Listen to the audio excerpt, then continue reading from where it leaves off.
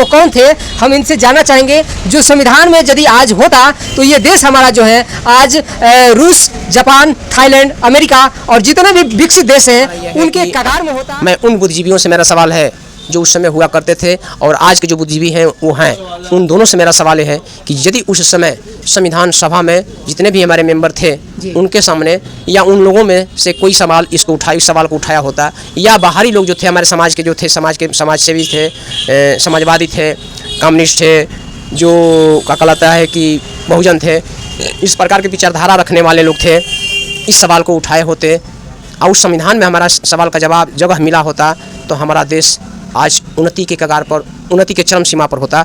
आज हमारा देश किसी से पीछे नहीं होता, बल्कि हमारा देश सबका एग्जाम्पल बनता, उदाहरण बनता। लोग इस देश के नकल करके अपना विकास करते।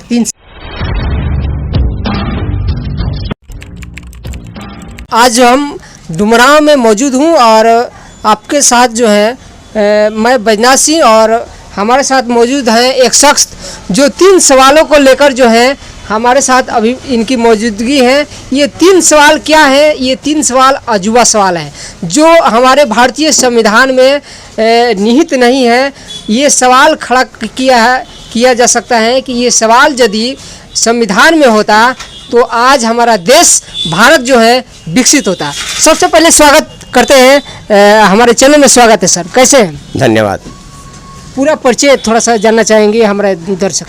मेरा नाम जगदीश चंद्र है, ग्राम अमसारी पड़ता है, मुरार थाना है और बक्सर जिला से है। मैं सामाजिक गतिविधियों में सर इससे पहले जो है आप क्या थे? इससे पहले मैं यहाँ पर डुमरांव में पहले पत्रकार रह चुका हूँ।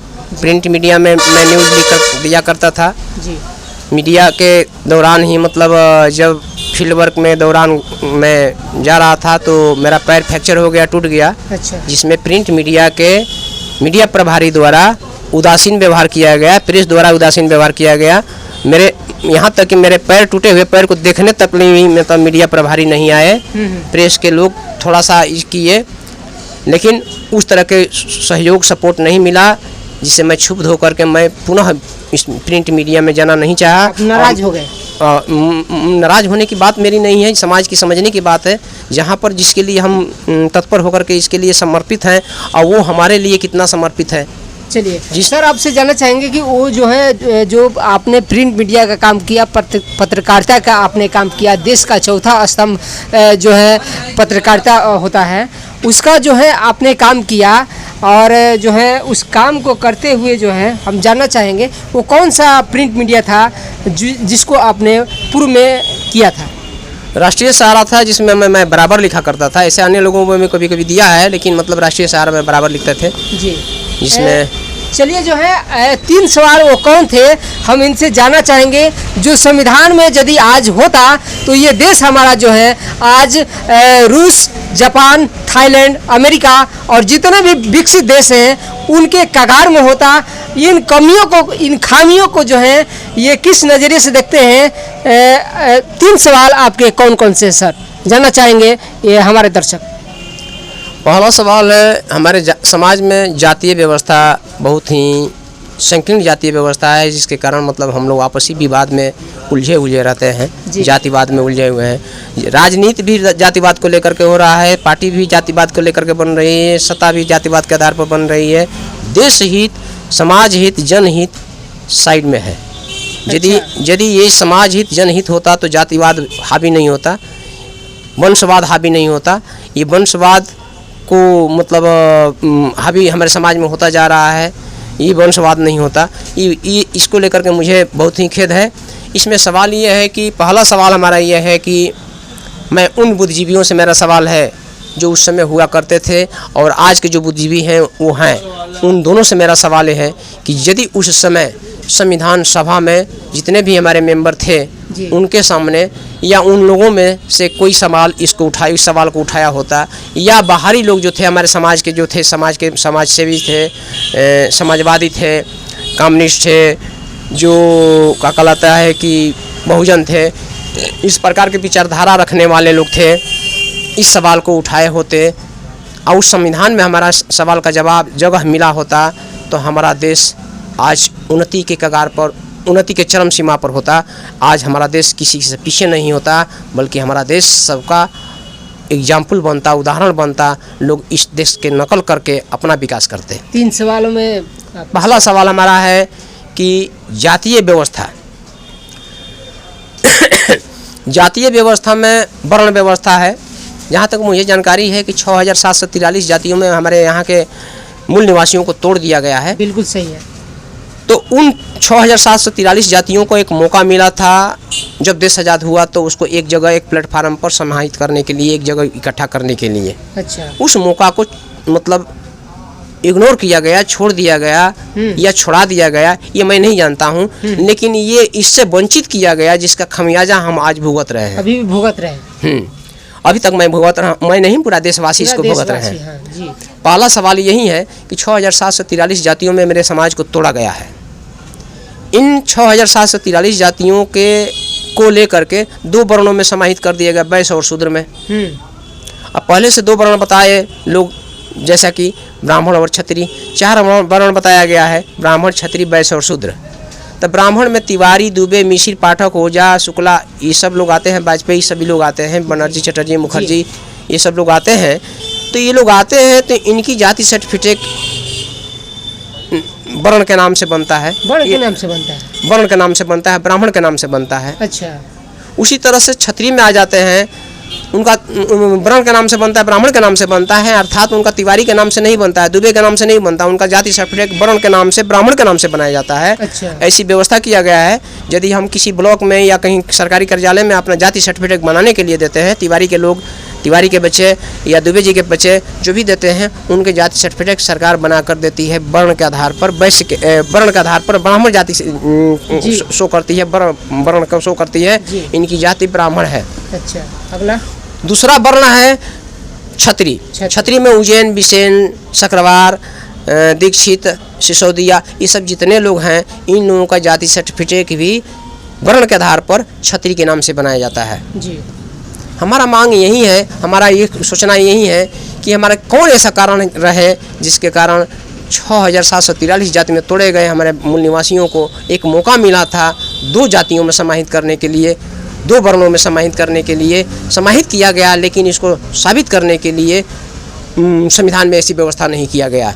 जिस तरह से उन लोगों का जाति सर्टिफिकेट बनता है वर्ण के आधार पर, उसी तरह से वैश्य में आ जाते हैं तो तेली, कानू, लोहार, जायसवाल, केसरी, नौनियार, कोयर, कुर्मी, यादव, ये सब जितने लोग हैं, उनका भी जाति सर्टिफिकेट वैश्य के नाम पर बनना चाहिए था, न कि यादव के नाम पर, न कि तेली के नाम पर, न कि कुम्हार के नाम पर, न कि कानू के नाम पर। ऐसा नहीं होकर के उनका जाति सर्टिफिकेट भी वैश्य के नाम से बनाने की व्यवस्था संविधान में ऐसा किया गया होता तो सारे वैश्य के लोग एक प्लेटफार्म पर होते, एक जगह होते, आपसी जाति विवाद नहीं होता, बहुत कम से कम विवाद होता। जहाँ तक मुझे जानकारी है, जहाँ तक मुझे मेरा अनुभव है, जहाँ तक मैं समझता हूँ। उसी तरह से हमारे वैश्य के बाद आते हैं शूद्र वर्ण में।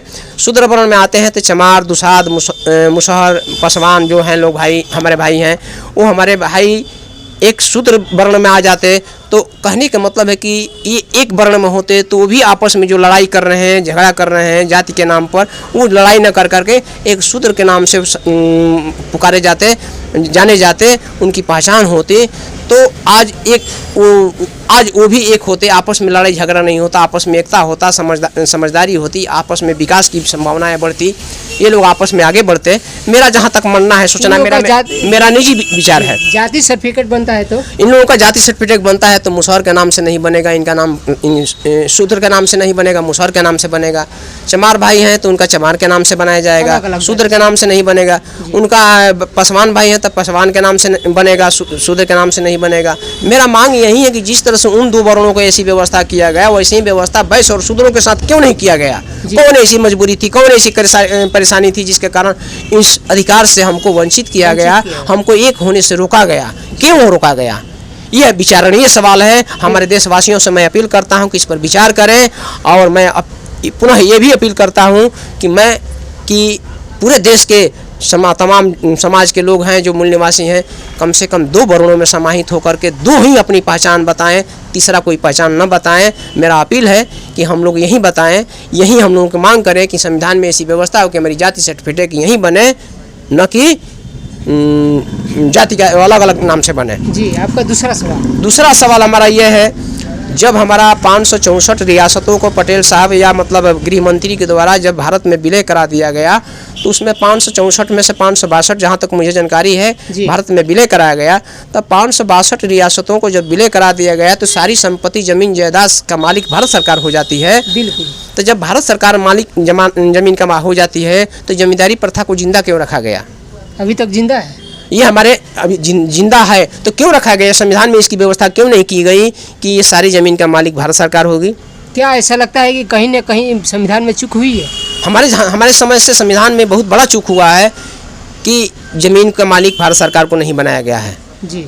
बेचने खरीदने का अधिकार आम जनता को, आम जमींदारों को दे दिया गया है। ये अधिकार आम जमींदारों को न दे करके भारत सरकार के पास होता, वो ज़मीन सरकार लीज पर देती, भाड़े पर देती। जिस तरह से हम लोग खेती करते हैं तो मलगुजारी रखते हैं, करते हैं, टैक्स देते हैं, मतलब घरों का घर दुआरी कटाते हैं भारत सरकार को, चाहे राज्य सरकार को। उसी तरह से मतलब आज हम जमींदारों को जो 20,000, 30,000 रुपया, 25,000 रुपया, 15,000 रुपया बीघा पर हम लोग मलगुजारी देते हैं एक साल की फसल लगाने के लिए, वो मलगुजारी का हम पैसा भारत सरकार को देते, जमींदारों के पास नहीं जाता। तो समाज में जमींदारी प्रथा नहीं होती तो समाज में जो दमन शोषण हो रहा है जमींदारों के नाम पर, ये बात नहीं होता। सब लोग समान होते, सब लोग बराबर होते, इसका लाभ आम जनता को, देश को मिलता। जी। इससे ये भी लाभ होता कि जितने सब ज़मीन के भूमाफिया हैं, दूसरे के ज़मीन दूसरे के नाम पर करा करके कर्मचारियों के द्वारा मिला करके उसको बेच दिया जाता है, रजिस्ट्री कर दिया जाता है। सारे रजिस्ट्री ऑफिस नहीं होते, सिर्फ दुरुपयोग होता है। इसका दुरुपयोग हो रहा है, वो दुरुपयोग रुक जाता, भूमाफियाओं का राज समाप्त हो जाता। कोर्ट कचहरी में केस जो चल रहा है पेंडिंग में 70-80% जो केस लड़ रहे हैं भू जमीनें के लेकर के केस है, उसी के कारण मारपीट हुआ, विवाद हुआ, तो उसके लिए बहुत सारे केस लड़े जा रहे हैं। उसमें जज से लेकर के वकील तक सभी लोग बुद्धिजीवी वर्ग के जो लोग हैं उसमें अपना बुद्धि का, अपने ज्ञान का उपयोग कर करके समाज की झगड़ा फैसला करने में लगे हुए हैं। जो कि उन लोगों का दिमाग खाली होता, वो लोग फ्रेश होते तो देश के विकास में दूसरे विभाग में लगता, तो हमारा देश का उन्नति होता, विकास होता। इस झगड़ा की बात नहीं होती, जमीन बिकने का अधिकार नहीं होता तो हम जमीन बेचते नहीं, कोई खरीदता नहीं, तो फिर झगड़ा होता ही नहीं, तो होता नहीं तो कोर्ट कचहरी में कोई जाता ही नहीं, इसकी जरूरत नहीं पड़ती। जैसे कि सिंगापुर में और सब देशों में ऐसा होता है, जैसे कि 20 देशों में ऐसा किया गया है, उस तरह की बात होती। तीसरा सवाल आपका। तीसरा सवाल मेरा यह है कि इसी दूसरे सवाल में भी कुछ और बताना चाहता हूँ कि ज़मीन का वर्गीकरण कर करके कृषि के लिए 15 साल 20 साल के लिए, घर के लिए मतलब 99 साल का लीज होता, उस लीज में परिवार में खानदान में कोई रहने वाला होता या कृषि करने वाला होता, करना चाहता, तो उस लीज को आगे रेट के अनुसार उसको एक्सटेंशन कर बढ़ा दिया जाता, फिर 15 साल 10 साल के लिए बढ़ाया जाता, और परिवार के लोग खेती करते या दूसरे छोड़ देते तो दूसरा परिवार के लोग खेती करते। उसको खेती करे या ना करे उसको टैक्स देना पड़ता, तो मजबूरी है कि उसको खेती करना पड़ेगा, रह रहा है तो रहना पड़ेगा। तो यदि उसको नहीं करना होता तो दूसरे को दे देता, दूसरा व्यक्ति खेती करता, जिससे हमारे देश में बेरोजगारी की समस्या का समाधान होता। बहुत लोग कृषि में लगकर अपना रोजगार करते हैं, बहुत ऐसे लोग हैं जिसके पास हजारों बीघा है और वो लोग मतलब दूसरे काम करते हैं और खेत मतलब दूसरे को मलगुजारी दे करके मतलब उससे टैक्स लेते हैं और उसका शोषण होता है। साधन नहीं है गरीबों के पास, पानी की पटवन की सब व्यवस्था नहीं है, जिसके कारण वो लोग गरीब मारे जाते हैं, फसल बर्बाद हो जाती है। मुआवजा पैसा वाला ले लेता है, खेत वाला मुआवजा ले लेता है, मलगुजारी करने वाले को कुछ नहीं मिल पाता है, जो कि इससे उसको वंचित होता।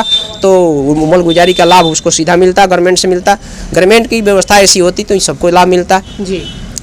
तीसरा सवाल हमारा यह है, मारपीट जो झगड़ा है होता है जमीन के लेकर के, ये सब सारी चीज़ नहीं होते तो हमारे समाज में शांति अमन चैन होता, कोई किसी की जमीन, राष्ट्र विकास करता, समाज विकास करता, आपस में भाईचारा प्रेम रहता, तीसरा कि कोई किसी को नीचे नहीं दिखाता। तीसरा सवाल हमारा है कि जहाँ तक हम राजनीति शास्त्र के विषय में जहाँ तक सवाल है कि हमारे विश्व में अभी तक जितने शासन प्रणाली हैं उनमें 3 शासन प्रणाली हमारे समझ में है, जहाँ तक जानता हूँ 3 शासन प्रणाली है। पहला शासन प्रणाली एक दलीय शासन व्यवस्था। अच्छा। एक दलीय शासन व्यवस्था में वहाँ एक ही राजा होता है, एक ही मालिक होता है देश का, उसका शासन प्रणाली उस दल के सदस्य के द्वारा चुना जाता है। उस दल में जितने लोग होते हैं उनके मतदान के आधार पर उसका चुनाव किया जाता है और वो आगे उसका समय दिया जाता है, इतने समय तक, उसके बाद उसको हटा करके फिर दूसरे को चुना जाता है। वो एक दल का होता है। एक दलीय शासन प्रणाली में ऐसा होता है जैसे कि हमारे उत्तर कोरिया में है, चीन में है और रूस में है। अच्छा, एक दलीय शासन प्रणाली। जी। उसी तरह से यदि हमारे यहाँ द्विदलीय शासन प्रणाली विश्व में है, America, England, France, Germany, Canada, इस सब देशों में, जापान, इस सब देशों में द्विदलीय शासन प्रणाली जहाँ तक है, वहाँ दो ये दल होते हैं। दो दल के मतलब आपस में यदि कोई काम नहीं करता है, एक दल काम नहीं करता तो दूसरे दल के नेता को चुना जाता है। वह व्यक्ति विशेष के आधार पर चुनाव होता है, व्यक्ति के कैरेक्टर के आधार पर चुनाव होता है, व्यक्ति के व्यक्तित्व के आधार पर उसका चुनाव होता है। पार्टी में वो व्यक्ति होता है, उसका व्यक्तित्व जनता जानती है, उसके विषय में समझती है, वो अच्छा व्यक्ति है तो उसको सेलेक्ट करती है। वो देश के हित में काम करता है, जनहित में काम करता है, समाज हित में काम करता है, राष्ट्र हित में काम करता है जी। और तीसरा व्यवस्था है बहुदलीय शासन प्रणाली, जैसे कि भारत है हमारा। बहुदलीय शासन प्रणाली में जाति के आधार पर पार्टियां बनने लगी, हजारों पार्टियां भारत में रजिस्टर्ड हो गई, जिसके कारण हम जातियों में टूट करके अलग अलग हो गए, विकास के मुद्दे से भटक गए हैं। जाति के आधार पर हम लोग चुनाव लड़ते हैं, जाति के आधार पर जितने राजनीतिक पार्टियां हैं चुनाव लड़ती है, लड़ाती है, जाति के आधार पर कैंडिडेट देती है। ये जाति के आधार पर जो कैंडिडेट देने की बात है, जाति के आधार पर चुनाव लड़ने की बात है, ये सब सारे बात नहीं होते। यदि हमारे पहला सवाल का जवाब उसमें समाहित किया गया होता, दो वर्ण होता, वैश्य और शूद्र होता, तो जाति के आधार पर समाज को नहीं बांटा गया होता, नहीं बढ़ता समाज, हमारा समाज एक होता तो सिर्फ दो बिंदुओं पर बढ़ता, एक विकास और एक विनाश, एक अच्छा और एक बुरा। ये दो खेमों में बढ़ता हमारा देश की जनता। और जो बुरा को पसंद करती बुरा को सपोर्ट करती, जो अच्छा को पसंद करती अच्छा को सपोर्ट करती। तो हमारे जहाँ तक उम्मीद है कि अच्छा को सपोर्ट करने वालों की संख्या ज़्यादा है, हमारे देश का विकास अच्छा होता, हमारे देश का उन्नति होता, विश्व स्तर पर हमारा देश आगे होता, सबसे आगे होता, जो कि मतलब नहीं किया गया है, जिसको लेकर के मुझे अफसोस है। तीनों सवाल हमारा इस तरह से है। और मैं अब आगे एक अपील, मैं बिहार सरकार से मैं अपील करता हूँ, चाहे जो भी सत्ता में सरकार हो, मैं अपील करता हूं कि जिस तरह से विशेष राज्य की दर्जा की मांग किया जाता है कि विशेष राज्य की दर्जा हमको दिया जाए, विशेष राज्य की दर्जा न देकर करके हमारा जहां तक विचार है, अपना मेरा विचार है कि ऐसा किया जाए कि सभी किसानों को, सभी जमीनों को जमीन का मुआवजा दे करके राज्य सरकार उस जमीन को वापस ले ले और उसको लीज निर्धारित कर दे। सरकार रजिस्ट्री ऑफिस समाप्त कर दे, रजिस्ट्री में किसी प्रकार की जमीन का खरीद बिक्री नहीं किया जाएगा, लीज होगा, लीज के लिए लीज पर दिया जाएगा। सभी लोगों को ज़मीन का मुआवजा दे करके, घरों का मुआवजा दे करके, चाहे आवासीय हो, चाहे व्यावसायिक हो, चाहे औद्योगिक हो, चाहे जंगल हो या कृषि वाला प्लॉट हो, सबका मुआवजा दे दिया जाए। और सबको मुआवजा देने के बाद सब लोग भूमिहीन हो जाएंगे, पूरे देश के लोग भूमिहीन हो जाएंगे। अब जिसको जैसी ज़मीन की ज़रूरत है, मान लीजिए हमको उद्योग लगाना है तो उद्योग के विभाग से हम अपना ज़मीन लीज पर लेते, हमको चाहिए 5 कट्ठा 10 कट्ठा ज़मीन चाहिए, फलना चिका इंडस्ट्री लगाना है, उद्योग लगाना है, उस तरह से उतने समय के लीज का जो टैक्स होता है गवर्नमेंट का हम देते, लीज उद्योग लगाते, फैक्ट्री लगाते। उसी तरह से कृषि करना है तो 15 साल 20 साल का लीज होता, उसमें खेती करने के लिए हम लीज पर सरकार से ज़मीन लेते, खेती करते, जोत बड़ा होता, खेती करने में सुविधा होती। और उसी तरह से 5 बीघा 10 बीघा का प्लॉट हम लेते, खेती करते, जितना जिसकी जैसी क्षमता होती उसे करता। उसके बाद में मतलब जो व्यावसायिक प्लॉट होते हैं, जैसे रोड के किनारे मार्केट में होता, व्यावसायिक रोड के किनारे वाले प्लॉट जो होते हैं वो व्यावसायिक में रखे जाते हैं। तो उन ज़मीनों पर हम अपना रूम बना करके या सरकार द्वारा रूम बना कर दिए जाते हैं और रूम पर हम भाड़ा पर रहते, उसमें व्यवसाय करते। व्यवसाय करने के दौरान यदि मेरे बाल बच्चे परिवार में कोई करने वाला होता तो उसको करता, नहीं करता तो रूम को खाली करते हम, फिर सरकार के पास वो ज़मीन प्लॉट वापस जाता, फिर दूसरा कोई दूसरा व्यक्ति उस प्लॉट को लीज पर लेता और फिर उसमें व्यवसाय करता। इस तरह की व्यवस्था होती तो आज किसी के पास बेरोजगारी की समस्या नहीं होती, सबको खेती करने का, सबको व्यवसाय करने का, सबको मौका मिलता। किसी के पास हजारों बीघा है, किसी के पास एको काठा नहीं है, ज़मीन नहीं है, घर रहने की ज़मीन नहीं है, सरकार देने की बात करती है, ज़मीन देंगे ही करेंगे, आज ज़मीन नहीं मिल रहा है। इस सारी समस्याओं का समाधान हो जाता, भूमाफियाओं का राज्य समाप्त हो जाता। हम राज्य सरकार से ये अपील करता हूँ कि मैं कि केंद्र सरकार से जो विशेष राज्य की दर्जा मांगा जा रहा है, विशेष राज्य की दर्जा न मांग करके इन लोगों का मुआवजा दे दिया जाए, ज़मीन को वापस ले लिया जाए। उस ज़मीन पर मतलब सरकार अपना अधिकार सुनिश्चित करे और रजिस्ट्री ऑफिस को समाप्त कर दिया जाए ताकि भूमाफियाओं का राज समाप्त हो जाए। कोर्ट कचहरी में 80% 70% जो केस चल रहा है उस केस समाप्त हो जाएंगे, सारे केस समाप्त हो जाए और सभी ज़मीनों का मालिक सरकार हो जाए और उस पर लीज पर दे करके किसी को रहने के लिए, किसी को व्यवसाय करने के लिए, किसी को खेती करने के लिए लीज पर सरकार देगी और उस ज़मीन को लेकर के उसके अनुसार हम टैक्स देंगे, उसके अनुसार खेती करेंगे, रहेंगे, व्यवसाय करेंगे। जो भी करना होगा वो लीज पर होगा, किसी की ज़मीन का मालिक जनता नहीं होगी, सरकार होगी, जिससे आपस में जमींदारी प्रथा या जो भेदभाव है कि मेरे पास ये ज़मीन है, मेरा ज़मीन का मालिक हूँ तो तुमको खलिहान में नहीं जाने दूंगा, तो खेत के डाणी आर पर नहीं जाने दूंगा, तो ये घास काटने नहीं दूंगा। तो इस तरह की जो आम ग्रामीण क्षेत्रों में झगड़ा होता है, ये सब बात नहीं होता। आम जनता सब बराबर की अपने को बराबरी का महसूस करती है, आपस में भेदभाव नहीं होता, सब लोग मिलजुल कर रहते हैं, देश का विकास होता, उन्नति होता।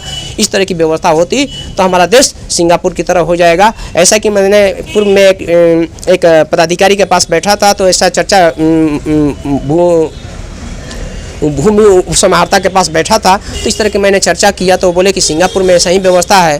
तो हमने कहा था कि क्यों ना हमारे बिहार को सिंगापुर बना दिया जाए और भारत का पहला राज्य बने बिहार, कि इस तरह की स्थिति बिहार में लागू हो जाए, तो बाकी राज्य भी धीरे धीरे इस तरह के इसका नकल करके मतलब उस तरह की व्यवस्था कर लें। इस तरह से पूरा बात जो उस समय संविधान में शामिल नहीं किया गया, उस तरह की बात आज से लागू हो जाए। मैं नौजवान वर्ग से अपील करता हूं कि आने वाले समय में हमारे समाज से भी देशभक्त जितने नौजवान हैं, इनको इस पर विचार करें और इसको लाने की कोशिश करें। बहुदलीय प्रणाली को समाप्त करें, एक दो दलीय शासन प्रणाली को देश में लाने की कोशिश करें। आज भी हमारा देश दो दलीय शासन प्रणाली में जी रहा है, लड़ रहा है।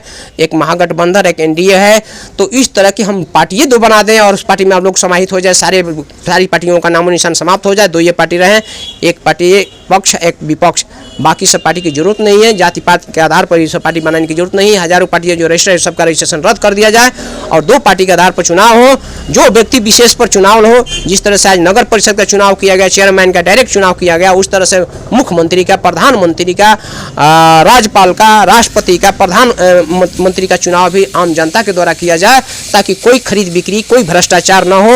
और भ्रष्टाचार निवारण के लिए एक अलग मंत्रालय का गठन किया जाए, उसमें सीधे फांसी, भ्रष्टाचार करने वाले को सीधे फांसी दिया जाए, कोई मरवत नहीं इसके साथ किया जाए, ताकि हमारे देश में अमन चैन शांति व्यवस्था कायम हो सके, करप्शन करने वाले से देश की जनता को मुक्ति मिल सके और देश शांति से जी सके, हमारा देश शांति और उन्नति के मार्ग पर आगे बढ़ सके। धन्यवाद। चलिए, 3 सवाल जो है ये भारतीय लोकतंत्र और संविधान को पर किस तरह से ये करारा जवाब जो है इनका सवाल में ही जवाब था। और ये सवाल जो है संविधान, भारतीय संविधान निर्माता बाबा साहब डॉक्टर भीमराव अंबेडकर और भारतीय लोकतंत्र पर ये प्रहार, इनका 3 सवाल जो है करने जा रहा है। आप सभी का क्या कमेंट होता है? बाबा साहब के पर आप आरोप लगा रहे हैं। मेरा जहाँ तक सोचना है कि मैं किसी पर आरोप नहीं लगा रहा हूँ। संविधान सभा में जितने लोग थे, बाहरी जितने हमारे देशभक्त थे, इस सब को किसी भी व्यक्ति को इस पर सवाल उठाना चाहिए था, इसको मेंशन करना चाहिए, व्यवस्था करना चाहिए था, जो कि नहीं किया गया। ये भूल हुआ, चूक हुआ या कोई और कारण था जिसके कारण इसको शामिल नहीं किया गया। मैं किसी पर सवाल नहीं उठा रहा हूँ। बाबा साहब मेरे आदरणीय हैं, मैं उनका आदर सम्मान करता हूँ।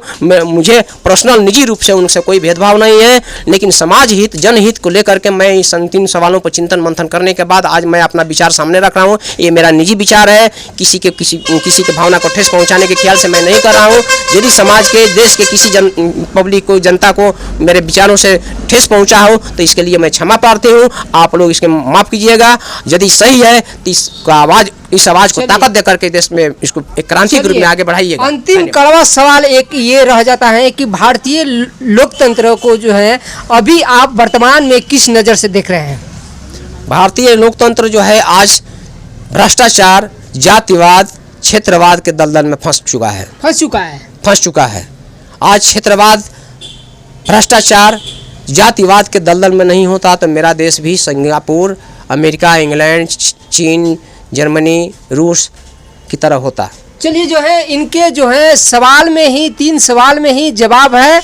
और ये 3 सवाल जो है भारतीय लोकतंत्र और संविधान पर किस तरह से ये प्रहार कर रहे हैं, ये अपने मुखार बिंदुओं के माध्यम से आपने बताया। जहाँ तक मेरा सोचना है कि यदि मेरे 3 सवाल का मेंशन किया गया होता, संविधान में ऐसी व्यवस्था किया गया होता, तो आज हमारा देश भ्रष्टाचार, जातिवाद और क्षेत्रवाद के दलदल में नहीं फंसा होता, बल्कि विश्व के सबसे अगले पंक्ति में खड़ा होता, जो कि सबका अनुकरणीय होता। सब लोग इसका नमन करते, सब लोग इसका अनुकरण करते, इस अपने विकास करने के लिए अपना मिसाल बना करके, अपना गुरु बना करके, अपना बड़ा भाई मत समझ करके इसका नकल करके अपना विकास बाकी देश, विश्व के लोग करते, जैसा कि मेरा देश उतना आगे होता।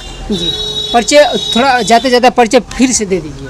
मेरा नाम जगदीश चंद्र है। मैं अमसारी ग्राम से बिलोंग करता का निवासी हूँ। खेवली पंचायत में आता है, चौंगाई प्रखंड है, मुरार थाना है हमारा, और बक्सर जिला से मैं आता हूँ। चलिए जो है आप इस वीडियो को किस नज़रिए से देखते हैं आप हमारे कमेंट बॉक्स में ज़रूर लिखिए। और आप सभी से हमारी गुजारिश है कि यदि आप हमारे चैनल पर नए हैं तो सबसे पहले चैनल को सब्सक्राइब कीजिए, बेल आइकन घंटी को दबा दीजिए और इसको ज़्यादा से ज़्यादा शेयर कीजिए। धन्यवाद। जय भारत।